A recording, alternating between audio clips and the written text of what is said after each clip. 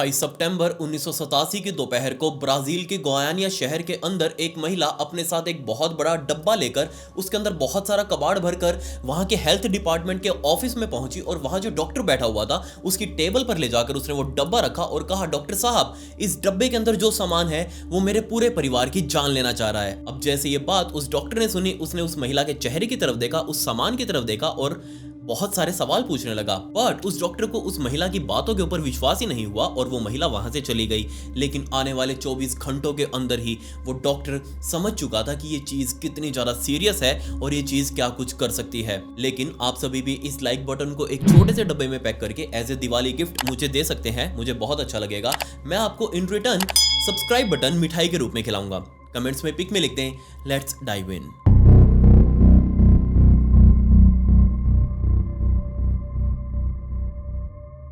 सन 1985 में ब्राजील के शहर गोयानिया के अंदर एक प्राइवेट रेडियोथेरेपी क्लिनिक, जिस कंपनी का एक क्लिनिक था, उसका इस बिल्डिंग के मालिकों के साथ थोड़ा डिस्प्यूट हो गया किराए को लेकर। और इस मालिक ने क्लिनिक वालों को कह दिया कि तुम मेरा किराया निपटाओ, अपना सारा तामझाम लपेटो और यहाँ से निकल जाओ। बट इन क्लिनिक वालों के पास इतना ज्यादा पैसा नहीं था कि वो सारा किराया निपटा पाए, इसलिए उन्होंने धीरे धीरे करके सामान निकालना शुरू कर दिया। और ये बात बिल्डिंग के मालिक को पता लग गई कि ये तो धीरे धीरे अपना सारा सामान निकाल रहे हैं मेरा किराया दिए बिना ही। इसलिए वो वहां पर पहुंचा और कहा कि जो भी इसके अंदर अभी सामान पड़ा हुआ है, इसके ऊपर मैं ताला लगा रहा हूँ इस बिल्डिंग के गेट पर, और जब तुम्हारे पास पैसे होंगे देने के लिए तब तुम आ जाना, अपना सामान ले जाना और मेरा किराया दे जाना।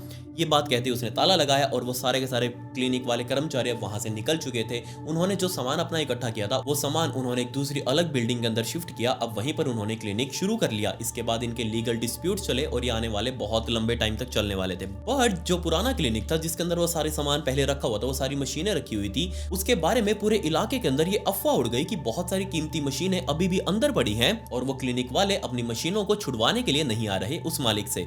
अब जैसे ये खबरें उड़ती उड़ती कुछ बहुत ही खास लोग, यानी कि कुछ स्मैकी, कुछ चरसी, कुछ गंजेड़ी, कुछ नशेड़ी, उन लोगों के कानों तक पहुंची। तो उनमें से बहुत सारे ऐसे स्मैकी थे जो यहाँ इस बिल्डिंग के अंदर चोरी करने का प्लान बना रहे थे। तकरीबन अभी तक 2 साल बीत चुके थे इस बिल्डिंग को ऐसे ही बंद पड़े हुए, अभी भी मशीनें अंदर इंटैक्ट कंडीशन में। बट आसपास की जो खिड़कियां थी, इस बिल्डिंग की खिड़कियां, उनकी हालत काफी जर्जर हो चुकी थी, काफी सारी धूल उनके ऊपर जमा थी, कुछ शीशे भी अब तक टूट चुके थे, बहुत सारे गेट वो जर खाकर नीचे गिर चुके थे और लगभग अब अंदर और बाहर जाने का रास्ता क्लियर था। और इस बात का अंदाजा वहां मौजूद 2 चोर, रॉबर्ट और वैगनर, इन दोनों को पता लग गया कि इस बिल्डिंग के अंदर काफी सारा सामान मौजूद है, काफी सारा कबाड़ मौजूद है। अगर वहां से कबाड़ चुरा लें तो हमारे लिए कुछ एक दिनों का तो माल हमें मिल ही जाएगा और उसे पीकर हम भंड रहेंगे। सो उन्होंने इस बिल्डिंग के अंदर चोरी करने का प्लान बनाया।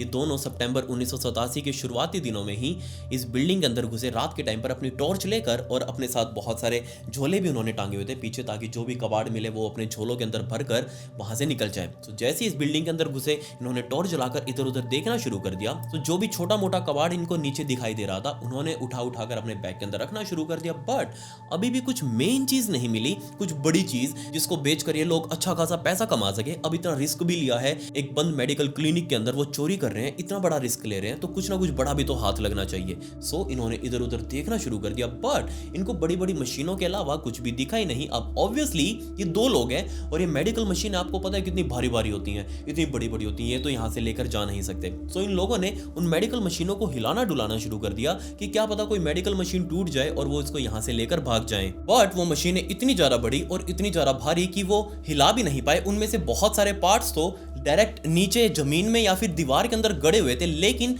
पर्टिकुलरली एक रेडियोथेरेपी मशीन का, स्टील का एक बहुत बड़ा केस वो मशीन के साइड में लगा हुआ था। सो इन दोनों ने सोचा कि अगर हम इस बहुत बड़े स्टील के केस को किसी तरीके से निकाल लें तो ये बहुत अच्छे रेट में कबाड़ के अंदर बिक जाएगा। सो इन दोनों ने उस स्टील के बहुत बड़े बॉक्स को जोर जोर से हिलाना शुरू कर दिया, लेकिन वो निकला ही नहीं। सो इन्होंने जो नट उसके अंदर लगे हुए थे जिससे वो कसा हुआ था पूरी मशीन के साथ, वो नट काफी ज्यादा ढीले हो चुके थे। सो इन्होंने उन नट्स को खोलना शुरू किया और एक एक करके सारे नट खोलकर वो बहुत बड़ा स्टील का बॉक्स जो भी इनके हाथ में आ चुका था उसको अपने झोले के अंदर पैक किया और उसको लेकर सीधा इस बिल्डिंग से बाहर निकले, अपने अड्डे पर गए और देखने लगे कि आखिर वो क्या क्या सामान वहां से उठाकर लाए हैं। सो सारा सामान उन्होंने अपनी टेबल के ऊपर रखा, एक एक चीज का हिसाब लगाने लगे कि ये चीज कितने में बिक जाएगी। और अब बारी थी उस बहुत बड़े स्टील के बॉक्स की। उसको उठाकर इन्होंने चारों तरफ से देखना शुरू किया कि आखिर इसको किस तरीके से खोल सकते हैं, किस तरीके से बेच सकते हैं, क्योंकि वो डायरेक्टली तो इसको ऐसे नहीं बेच सकते, क्या पता अंदर कुछ कीमती चीज भी लगी हो। सो इन्होंने इसको ठोकना पीटना शुरू किया। अब क्योंकि उस स्टील वाले डब्बे के अंदर कोई भी डायरेक्ट नट बोल्ट नहीं लगे थे जिसको वो खोलकर इसके अंदर का सामान निकाल सके।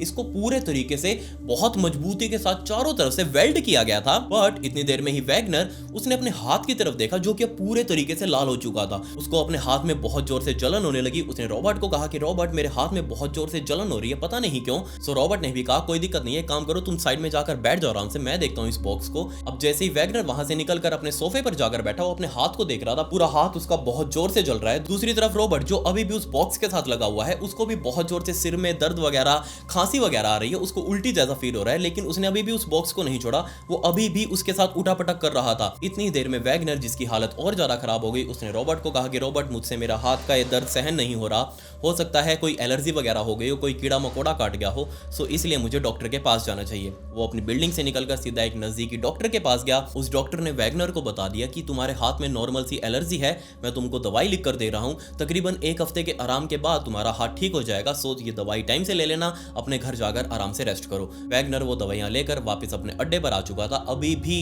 रॉबर्ट उस बहुत बड़े उस स्टील के बॉक्स के साथ ठोका पीटी कर रहा था। तकरीबन 3 दिन रॉबर्ट ने मेहनत करी उस डब्बे के ऊपर और फाइनली अब वो डब्बा खुल चुका था। सो जैसे ही वो डब्बा खुला, उसने तुरंत वैगनर को बुलाया कि वैगनर तुरंत जल्दी आओ, ये डब्बा खुल चुका है, अब देखते हैं इसके अंदर क्या क्या माल मिलता है। वैगनर भी आया। अब दोनों मिलकर उसके अंदर से सामान को निकालने लगे। उस डब्बे के अंदर बहुत सारा पहले तो लेड भरा हुआ था, सीसा, आपने सुना होगा, लेड भरा हुआ था। उस लेड को पहले तो उन्होंने बाहर निकाला और भी काफी सारी प्रेशियस मेटल्स। इसके अलावा इस लेड के ढेर के अंदर उनको एक एल्यूमिनियम का छोटा सा सिलेंडर दिखा, एक गिलास जितना सिलेंडर। उस सिलेंडर को जैसे उन्होंने देखा, वो देखने लगे चारों तरफ से कि आखिर ये क्या बीमारी है।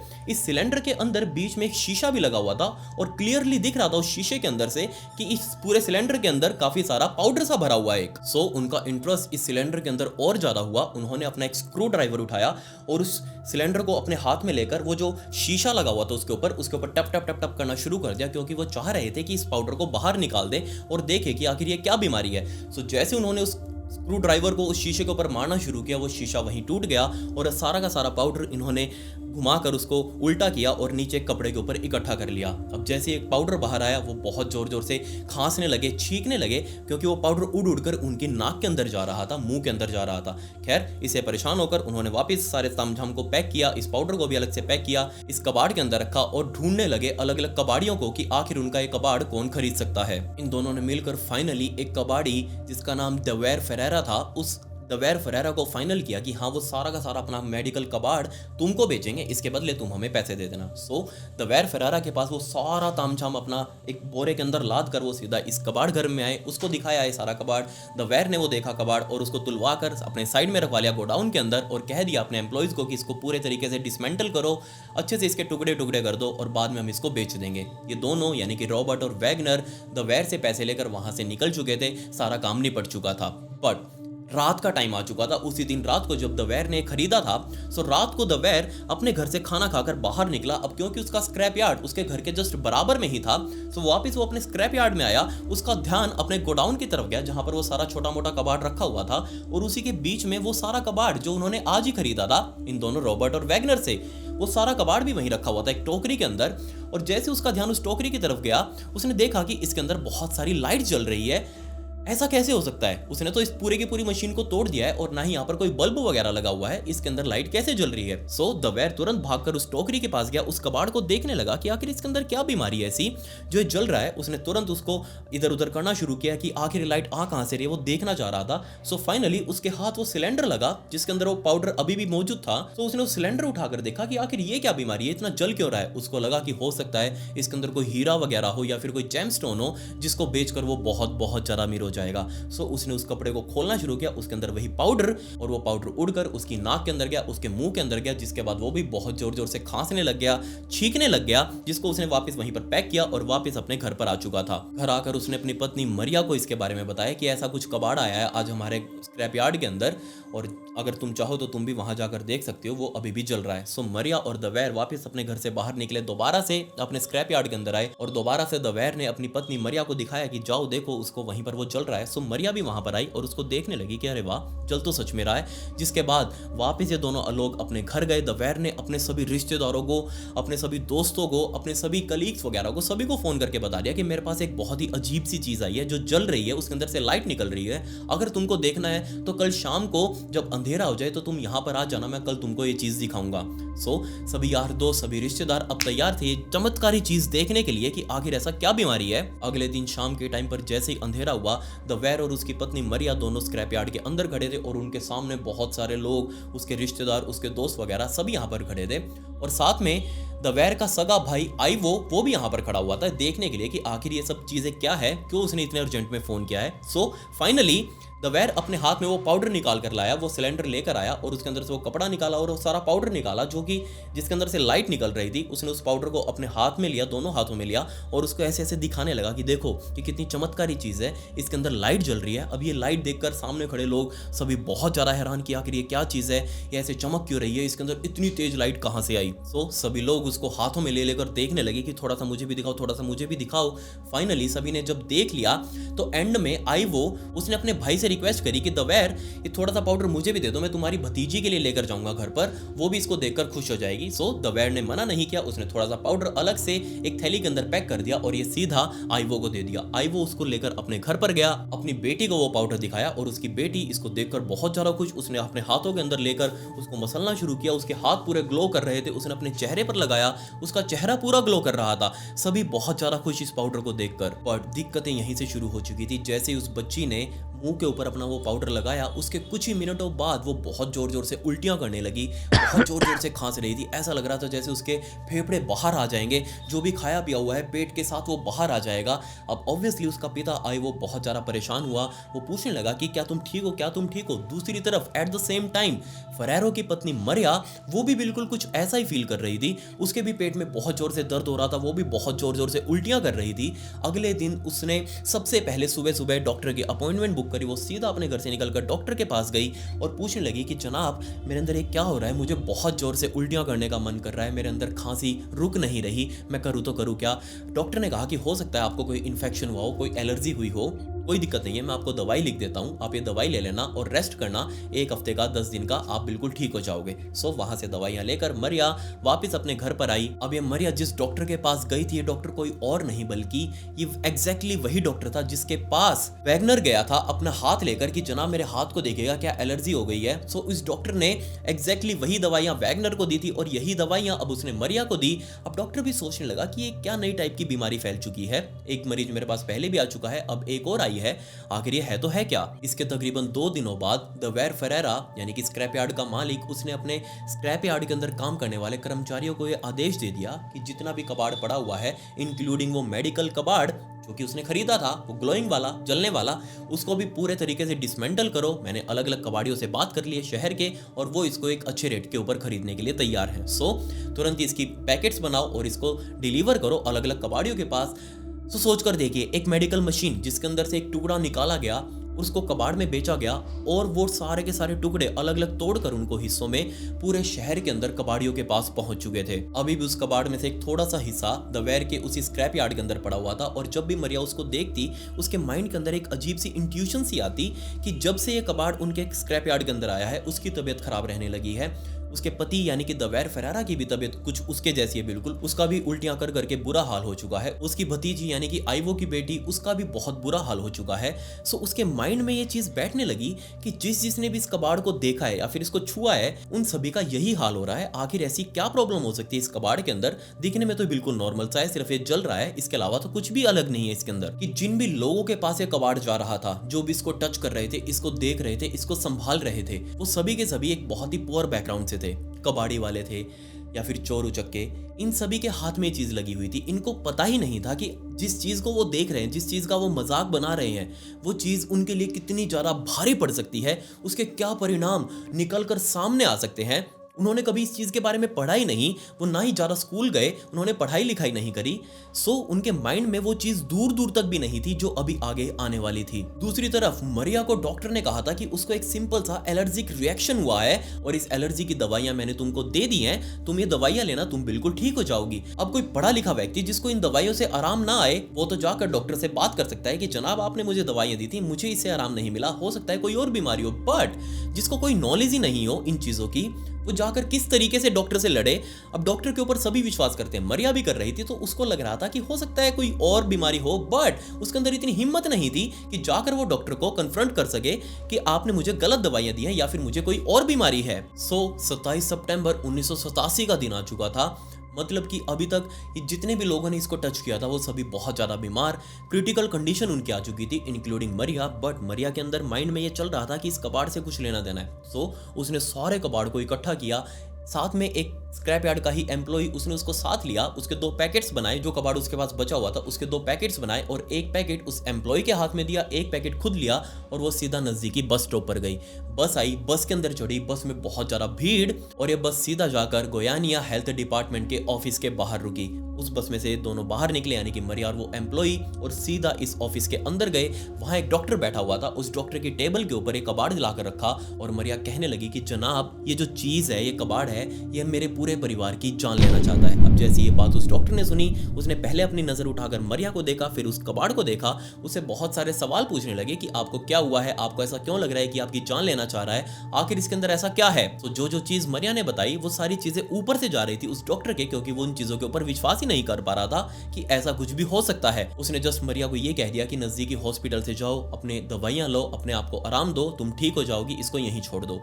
यही सबसे बड़ी गलती थी, क्योंकि आने वाले 24 घंटों के अंदर ही पता लगने वाला था इस डॉक्टर को कि आखिर ये जो चीज उसने ला के रखी है मरिया ने उसके टेबल के ऊपर, ये क्या है और ये क्या कुछ कर सकती है। मरिया को भेजकर वो डॉक्टर अपने काम पर लग चुका था। उसने अपने एक पियोन को बुलाया और कहा कि इस पूरे के पूरे कबाड़ को ले जाकर जो पीछे अपना खाली एरिया पड़ा है उसके अंदर रख दो, मैं बाद में इसको देखूंगा। सो अपना काम निपटाकर शाम को फ्री होने के बाद वो डॉक्टर पीछे वाले इलाके में गया सुट्टा फूकने के लिए। सो जैसे वो सुट्टा फूक रहा था उसके सामने सारा सामान पड़ा हुआ था और उसको देखकर वो कुछ कुछ सोचने लगा। सो जैसे वो सोच रहा था उसको कुछ और माइंड में आया और उसने तुरंत अपना सुट्टा फेंका, अंदर की तरफ गया, अंदर अपने ऑफिस में जाकर उसने अपना लैंडलाइन उठाया और एक कॉल करी। एट द सेम टाइम जिस टाइम पर वो डॉक्टर कॉल कर रहा था उस टाइम पर मरिया और वो एम्प्लॉई नजदीकी हॉस्पिटल में थे, क्योंकि इस ऑफिसर ने कहा था कि जाओ हॉस्पिटल में अपना इलाज करवाओ, सही से इलाज करवाओ। उस टाइम पर मरिया और उस एम्प्लॉय ने नोटिस किया कि ऐसे और भी बहुत सारे लोग हैं जो उनके साइड में खड़े हैं बिल्कुल सेम कंडीशन के अंदर, जिनको उल्टियां आ रही हैं, जिनको दस्त लगे हुए हैं, जो बहुत जोर जोर से खांस रहे हैं, उनके शरीर पर जगह जगह काले काले निशान पड़ चुके हैं। और यही सब सिम्टम्स मरिया और उस एम्प्लॉय के अंदर भी थे। उस हॉस्पिटल के अंदर काम कर रहे डॉक्टर्स ये सभी हैरान कि एकदम से इन मरीजों के अंदर ऐसा क्या फैल गया जो उनको इस तरीके की बीमारियां दे रहा है। उनको डायरिया हो चुका है, उनके पेट में दर्द है, उनको उल्टियां आ रही हैं, उनको फूड पॉइजनिंग वगैरह हो चुकी है, कुछ भी खा पी नहीं पा रहा है। इसके अलावा उनके स्किन के ऊपर अलग अलग वो दाग धब्बे।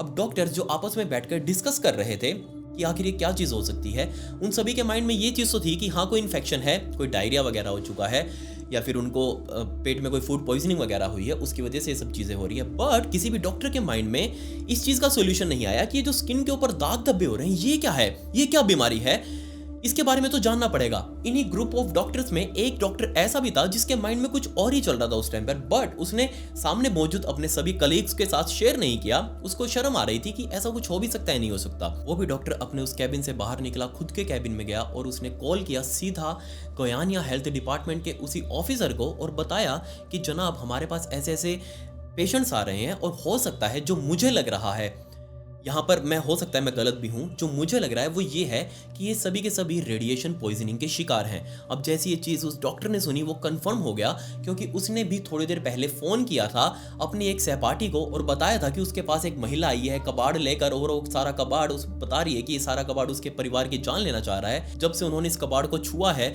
सभी के सभी लोग बीमार पड़ चुके हैं, जितने लोगों ने भी छुआ सभी की हालत बस एक जैसी है।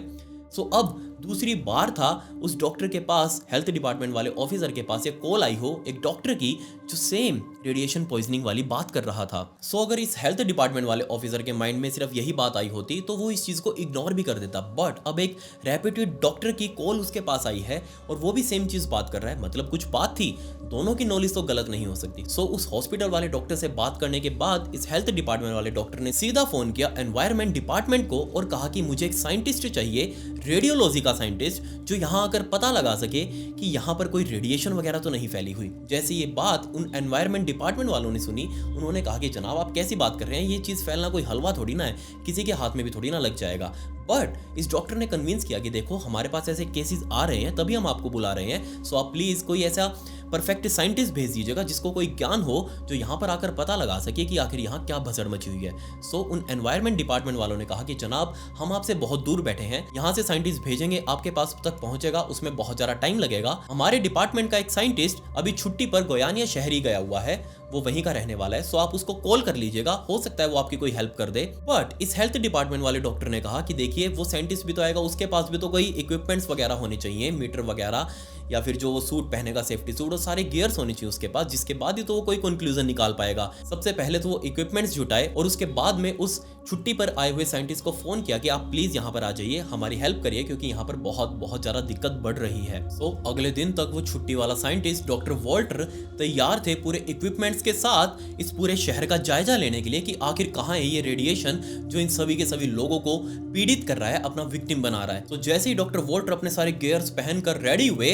अपने हाथ में स्किंटलोमीटर लेकर, स्किंटलोमीटर एक्चुअल में रेडिएशन को मेजर करने के लिए यूज किया जाता है, वो मशीन है एक्चुअल में, उसके ऊपर एक एंटीना लगा होता है, वो सारी जगह घुमा घुमा कर चेक कर सकते हैं कि कहां पर कितनी रेडिएशन है। तो डॉक्टर वॉल्टर स्किंटलोमीटर लेकर अपनी गाड़ी में बैठे और जैसे ही उन्होंने गाड़ी के अंदर बैठकर स्किंटलोमीटर ऑन किया और उसका एंटीना घुमाने लगे, तभी उस स्किंटलोमीटर की सुई उठकर सीधा एंड पॉइंट पर आकर रुकी, बिल्कुल हाईएस्ट पॉइंट पर आकर रुकी, और वो उससे भी आगे जाने के लिए तैयार थी। अब जैसे ये चीज डॉक्टर वॉल्टर ने देखी, उन्होंने तुरंत उसको ऑफ किया। उनको लगा कि हो सकता है ये मशीन, ये स्किंटलोमीटर खराब हो चुका है, इसको रिपेयर की जरूरत है। सो उन्होंने वापस अपनी गाड़ी मोड़ी, वापस अपने ऑफिस आए और बताया हेल्थ डिपार्टमेंट वालों को कि जनाब आपका ये स्किंटलोमीटर खराब हो चुका है, आप मुझको नया ला कर दीजिएगा। सो उस डॉक्टर ने तुरंत एक नए स्किंटलोमीटर को अरेंज किया और लाकर दोबारा से डॉक्टर वॉल्टर को दिया। डॉक्टर वॉल्टर अब दोबारा से अपनी गाड़ी में बैठकर शहर का जायजा ले रहे थे कि कहां पर कितनी रेडिएशन है। तो जैसे उन्होंने दोबारा से वो स्किंटलोमीटर ऑन किया, दोबारा से इसकी भी सुई उठकर एंड पॉइंट पर आकर रुकी, हाईएस्ट पॉइंट पर आकर रुकी, वो उससे भी आगे जाने के लिए तैयार थी। अब यहां डॉक्टर वॉल्टर समझ चुके थे कि ये स्किंटलोमीटर खराब नहीं है, यहाँ एक्चुअल में इतनी रेडिएशन मौजूद है, बट ये रेडिएशन आखिर आई कहां से। डॉक्टर वॉल्टर ने तुरंत हेल्थ डिपार्टमेंट वालों को बताया कि जिस चीज से हम डील कर रहे हैं वो सच में बहुत ज्यादा भयंकर सिचुएशन है, और अगर इससे जल्दी निजात नहीं पाया गया तो ऑब्वियसली पूरा शहर एक कब्रिस्तान बन जाएगा और हम खुद भी इस चीज के विक्टिम बनेंगे। ये चीज सुनते ही हेल्थ डिपार्टमेंट वाले डॉक्टर साहब उन्होंने एक तुरंत इमरजेंसी घोषित कर दी। लेकिन अब यहाँ डॉक्टर वॉल्टर के सामने सिचुएशन थी, उनको ये तो पता था कि रेडिएशन आ रही है, बट इस चीज का सोर्स क्या है, ये आ कहां से रही है। सो सबसे पहले हेल्थ डिपार्टमेंट वाले डॉक्टर ने डॉक्टर वॉल्टर को बताया कि मेरे पास कल एक महिला आई थी, उसने अपना सामान दिखाया था और कहा था कि ये चीज उसके परिवार की जान ले रही है, सो आप प्लीज एक बार उस कबाड़ को भी चेक कर लीजिएगा, क्या पता उसी के अंदर से ना आ रही हो। सो डॉक्टर वॉल्टर ने अपना रेडिएशन मीटर दोबारा से उठाया और पीछे जो उस ऑफिस के पीछे वाले कुर्सियों के ऊपर रखा हुआ था वो सारा कबाड़, वो इलाका दिखाया, आप जाकर उसमें देखिए। सो डॉक्टर वॉल्टर अपना सारे गियर्स वगैरह पहनकर स्किंटलोमीटर हाथ में लेकर उसके पास पहुंचे और जैसे जैसे वो कबाड़ के पास जा रहे थे, सुई और ज्यादा इस साइड होती जा रही थी और ज्यादा उसके अंदर से वार्निंग सायरन्स बज रहे थे।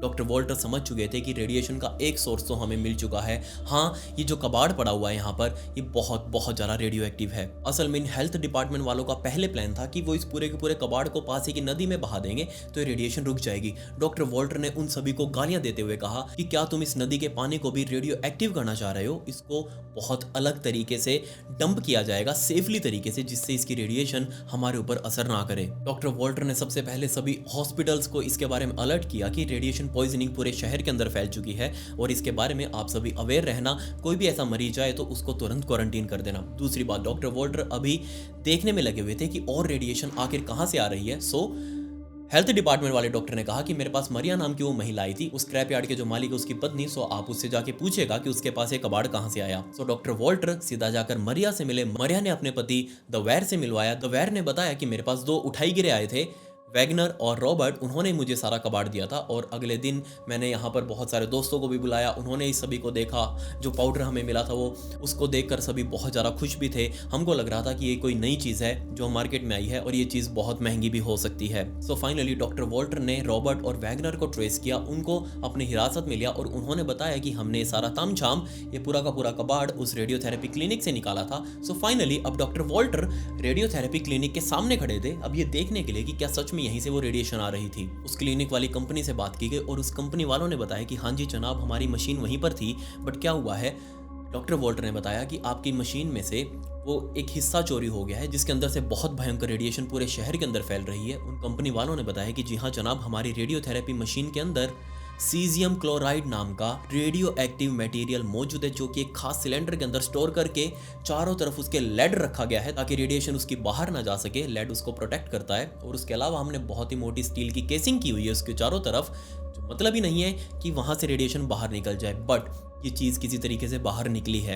एग्जैक्ट डिटेल्स जब डॉक्टर वॉल्टर ने मांगी तो उन कंपनी वालों ने बताया कि जनाब, हमारी एक रेडियोथेरेपी मशीन के अंदर तकरीबन 93 ग्राम 93 ग्राम्स सीजियम क्लोराइड है और ये सच में पूरे शहर वालों के लिए बहुत बहुत दिल दहला देने वाली खबर थी। इस सीजियम क्लोराइड कितना ज़्यादा खतरनाक हो सकता है, इस बात का अंदाजा आप यहीं से लगा सकते हैं कि आज किसी भी रेडियोथेरेपी मशीन के अंदर सीजियम क्लोराइड यूज़ नहीं किया जाता। क्यों? क्योंकि पहली बात तो ये सीजियम क्लोराइड अगर गलत हाथों में पड़ जाए तो वो उसका किस तरीके से इस्तेमाल कर सकते हैं, अगर किसी को इसके बारे में ना पता हो तो अगर कोई इसको अगर पानी में मिला दे तो ये पानी में दिखेगा भी नहीं, इसकी कोई सुगंध नहीं होती, इसका कोई टेस्ट नहीं होता। दूसरा, अगर इसको हम खुली हवा में भी रखते हैं तो ये हवा में उड़ता रहेगा और उड़ उड़कर पूरे हवा में फैलकर उस पूरे के पूरे इलाके को रेडियो एक्टिव कर देगा। इसके अलावा रेडियोथेरेपी मशीन से इसकी डोज देते वक्त अगर किसी को कोई ज़्यादा डोज चली जाए तो उसका शरीर पूरा जल जाएगा, जहां जहां उसकी रेडिएशन गई है वहां से उसकी स्किन जल जाएगी। सो इन सभी पॉइंट से आप समझ सकते हैं कि सीजियम क्लोराइड अब पूरे गोयानिया शहर के लिए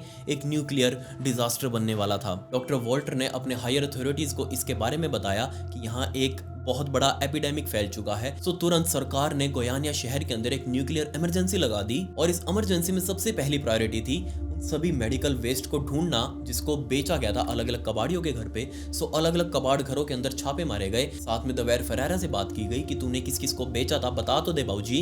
उसने बताया कि जनाब, मैंने इनको बेचा था, आप जाकर इनके कबाड़ घर में देख लीजिएगा।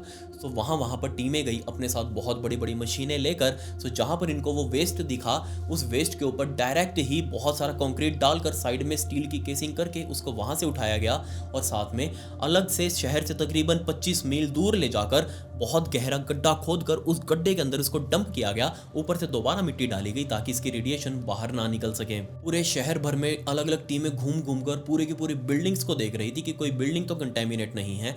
बदकिस्मती से ऐसी बहुत सारी बिल्डिंग्स भी मिली, क्योंकि जिन जिन लोगों के टच में सीजियम क्लोराइड आया था ये लोग बहुत सारी अलग अलग बिल्डिंग्स में भी गए, अलग अलग घरों में भी गए अपने डेली रूटीन के कामों से।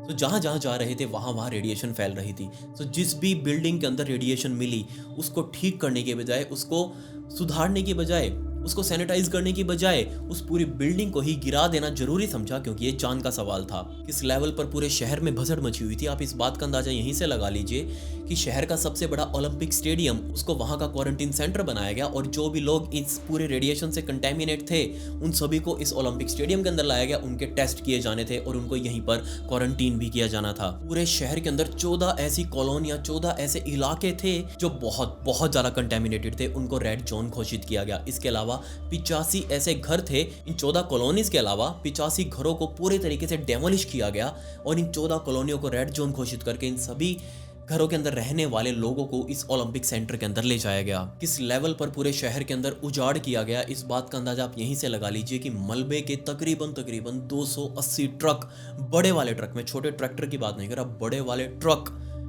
280 बड़े बड़े ट्रक भरकर मलबा शहर से तकरीबन 40 मील दूर एक अलग डंप यार्ड के अंदर डंप किया गया। वहीं पर उसको सेफली जमीन के अंदर गड्ढा खोदकर दफनाया गया ताकि इसके रेडिएशन के प्रभाव यहीं पर खत्म हो जाए और दोबारा से बाहर ना निकलकर लोगों को अपना विक्टिम ना बनाए। आने वाले कुछ और दिनों के अंदर तकरीबन 1 लाख से भी ज्यादा लोगों को इस ओलंपिक स्टेडियम के अंदर लाया गया उनका टेस्ट करने के लिए और इन 1 लाख से भी ज्यादा लोगों में से तकरीबन 1000 लोग ऐसे थे जो रेडिएशन पॉजिटिव थे वो कंटेमिनेटेड थे। उनमें से 250 कुछ ऐसे थे जो सिग्निफिकेंटली बहुत बहुत ज़्यादा रेडियो एक्टिव हो चुके थे, उनकी स्किन पर बहुत बहुत ज़्यादा बर्न्स आ चुके थे। और इन 250 लोगों में से 20 लोग स्पेसिफिकली ऐसे थे जिनका मल मूत्र अलग से पैक करके अलग से जाकर डंप किया जा रहा था, क्योंकि उनका मल मूत्र तक बहुत ज़्यादा रेडियो एक्टिव हो चुका था। इनमें से ज़्यादातर लोग सरवाइव कर गए, उन्होंने रिकवरी भी करी। बेशक उनकी ज़िंदगी में आज भी वो मार्क्स हैं, बट सभी इतने ज़्यादा लकी नहीं थे। सबसे पहले वो दोनों चोर जिन्होंने इस रेडियोथेरेपी क्लिनिक के अंदर चोरी करी थी, उन दोनों के ही हाथों के ऊपर significantly high level of radiation ने बहुत तगड़ा असर किया, और इस वजह से उनके दोनों हाथ नीचे से लेकर ऊपर यहाँ कोहनी तक प्रॉपरली जल चुके थे, खत्म हो चुके थे, उनकी सेल्स अंदर की मर चुकी थी। इसलिए दोनों के ही दोनों हाथों को काटा गया। नंबर 2, वो एम्प्लॉय जो मरिया के साथ उस हेल्थ डिपार्टमेंट के ऑफिस में गया, तो सारे टोकरे को अपने साथ लेकर उस ऑफिस में गया था बस में चढ़कर, उस एम्प्लॉय को भी पीछे और आगे छाती पर और पीछे बैक पर significantly high level of radiation ने अपना काम किया और उसके बहुत बहुत तगड़े बर्न्स दिए। इनफैक्ट उसको तो पीछे से अपनी स्किन पूरी उतरवा कर, आगे से भी उसने पूरी अपनी छाती उतरवाई, उसकी स्किन उतरवाई, और नीचे जांग से स्किन को काट काट कर ऊपर लगाया गया ताकि वो किसी तरीके से सर्वाइव कर जाए। क्योंकि हालत कुछ ऐसे थे कि अगर इनकी स्किन के ऊपर आप उंगली रखते तो आपकी उंगली अंदर चली जाती और इंटरनल ऑर्गन्स को टच करती। ये तो लोग चलो फिर भी सरवाइव कर गए, लेकिन बदकिस्मती से 4 लोग ऐसे थे जिनको अपनी जान भी गंवानी पड़ी। इसमें सबसे पहले नंबर पर बेचारी वो 10 साल की बच्ची आइवो की बेटी, यानी कि दवेर फरेरा की भतीजी, जिसको उसके पिता ने लाकर दवेर से वो पाउडर दिया था और वो मुंह पर लगा लगा कर घूम रही थी, ग्लो कर रहा था उसका मुंह पूरा। उसकी भी मौत हो गई और एंड मोमेंट्स उसके सच में बहुत बहुत ज़्यादा भयंकर थे। असल में उसने अपने चेहरे पर लगाया था जिससे उसका पूरा चेहरा जल गया, हाथों पर लगाया था, हाथ उसके जल गए।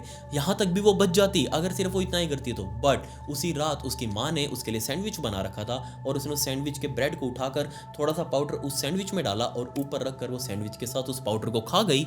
सीजियम क्लोराइड उसके पेट में जा चुका था, जिसकी वजह से उसका पूरा पेट, इनफैक्ट उसके सारे इंटरनल ऑर्गन्स पूरे तरीके से रेडियो एक्टिव हो चुके थे।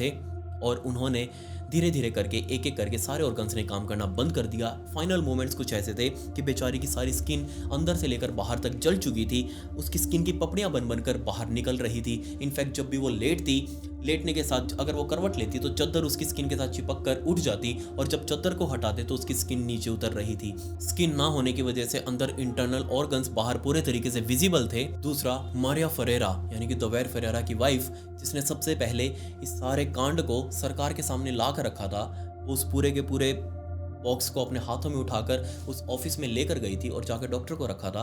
बेचारी मरिया भी इस पूरे इंसिडेंट में नहीं बच पाई।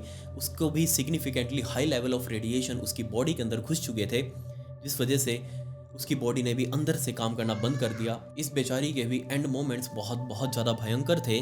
बेचारी के बाल तक उड़ चुके थे सारे के सारे, क्योंकि खोपड़ी के अंदर उसके रेडिएशन बहुत बहुत ज़्यादा हाई मात्रा में था। इसके ऑर्गन्स इंटरनली ब्लीड हुए और उसकी वजह से ब्लड लॉस होने के बाद उसके माइंड ने हेलुसिनेट करना शुरू कर दिया और बाद में उसकी मौत हो गई। इसके अलावा 2 एम्प्लॉय जो इस स्क्रैप यार्ड के अंदर काम कर रहे थे दवेर फरेरा के, वो 2 एम्प्लॉय जिन्होंने इस पूरे कबाड़ को डिसमेंटल किया था, अलग अलग छोटे छोटे टुकड़ों में काटा था और पैकेट्स बनाए थे अलग अलग कबाड़ियों के पास भेजने के लिए, वो 2 एम्प्लॉय भी इतने ज़्यादा लकी नहीं थे, क्योंकि उन्होंने डायरेक्ट सीजियम क्लोराइड को हैंडल किया था। इस वजह से उनके शरीर में भी बहुत बहुत ज़्यादा मात्रा में रेडिएशन घुस चुकी थी, और दोनों के साथ भी यही हुआ जो पहले 2 हमारे विक्टिम के साथ हुआ था। एंड मोमेंट्स इनके भी बहुत ज़्यादा भयंकर थे, पूरा शरीर इनका अंदर से गल चुका था और 4 लोग टोटली इस पूरे इंसिडेंट में अपनी जान गंवा बैठे। कि जस्ट इस पूरे इंसिडेंट से 1 साल पहले यानी कि 1986 में चेरनोबिल न्यूक्लियर डिजास्टर भी तो हुई थी, जिसमें पूरी दुनिया के लोगों को पता लग चुका था कि आखिर रेडिएशन क्या होती है, रेडियो एक्टिव मटेरियल्स कौन कौन से हैं और इसका क्या प्रभाव है, इसके सिम्टम्स कैसे होते हैं।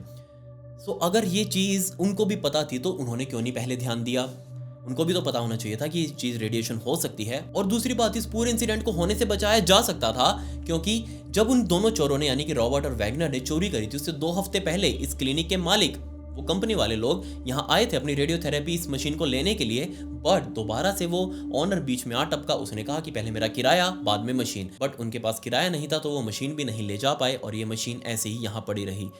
लेकिन कम से कम इसको पूरे तरीके से डिस्पोज तो करना चाहिए था। जब इन कंपनी वालों को पता था कि उसके अंदर रेडियो एक्टिव मटेरियल है तो कम से कम उसका तो ध्यान रखो। जो लोग इस पूरे इंसिडेंट में बचे, जो कंटेमिनेट हुए थे एक टाइम पर, और बाद में जाकर वो सर्वाइव कर भी गए। उनकी भी आने वाली ज़िंदगी बहुत बहुत ज़्यादा बदतर होने वाली थी। क्यों? क्योंकि लोगों के माइंड में अब उन सामने वाले लोगों के लिए एक अलग ही छवि बन चुकी थी। जो भी कोई इन कंटेमिनेटेड लोगों को देखता, इनफैक्ट वो अब रिकवर कर चुके थे, फिर भी उनसे वो बहुत ज़्यादा हेट कर रहे थे। कोई भी इनको नौकरी पर रखने के लिए तैयार नहीं। जिनकी नौकरियां थी वो सारी नौकरियां चली गई।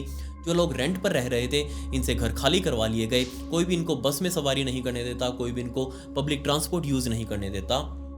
इनफैक्ट हालात यहाँ तक थे कि जब वो आईवो की बच्ची मरी थी, बेचारी 10 साल की वो छोटी सी बच्ची, उसका क्या कसूर था?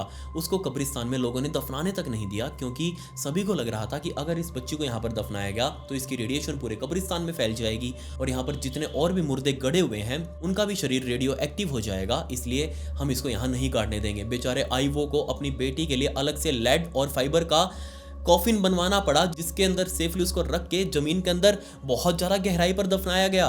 आप समझ सकते हैं कि लोगों के अंदर कितना ज़्यादा डर था।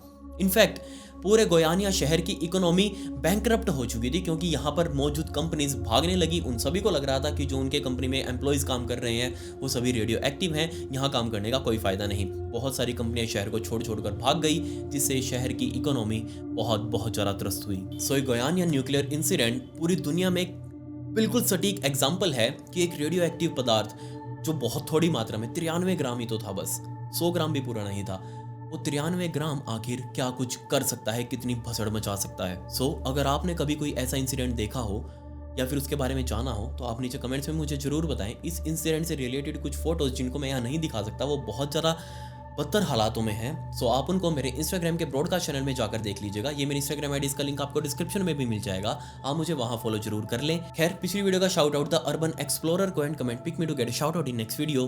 मिलते हैं अगली वीडियो में। ये वीडियो देखने के लिए धन्यवाद।